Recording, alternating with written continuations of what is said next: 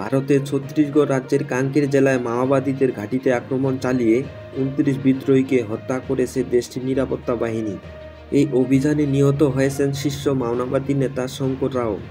তাকে ধরিয়ে দিতে ৫০ লাখ রুপি পুরস্কার ঘোষণা করেছিলেন ভারত সরকার। অভিযানের সময় ঘটনাস্থল থেকে AK-47 রাইফেল সহ বিপুল পরিমাণ অস্ত্র উদ্ধার করা হয়েছে। এ সময় মাওবাদীদের সঙ্গে বন্দুকযুদ্ধে নিরাপত্তা বাহিনীর ৩ সদস্য আহত হয়েছেন। তাদের মধ্যে একজনের অবস্থা আশঙ্কাজনক। তিনি ডিস্ট্রিক্ট রিজার্ভ ফোর্সের সদস্য। মঙ্গলবার ১৬ এপ্রিল বিকেলে ডিস্ট্রিক্ট রিজার্ভ গার্ড ও বর্ডার সিকিউরিটি ফোর্সের একটি যৌথ দল এই অভিযান পরিচালনা করে। বিনাগুন্ডা গ্রামের কাছে একটি বনে মাওবাদীদের সঙ্গে এই বন্দুকযুদ্ধ হয়। যৌথ টহল দল বন ঘেরাও করলে তাদের উপর নির্বিচারে গুলি চালানো হয়। তখন ২টার দিকে বন্দুকযুদ্ধ শুরু হয়। স্থানীয় পুলিশ জানিয়েছেন, বিদ্রোহীদের সঙ্গে প্রায় ১৪ ঘণ্টা বন্দুকযুদ্ধ স্থায়ী হয়েছিল। ঘটনাস্থল থেকে বন্দুক, মেশিনগান, গ্রেনেড লঞ্চার, বিস্ফোরক উদ্ধার করা হয়।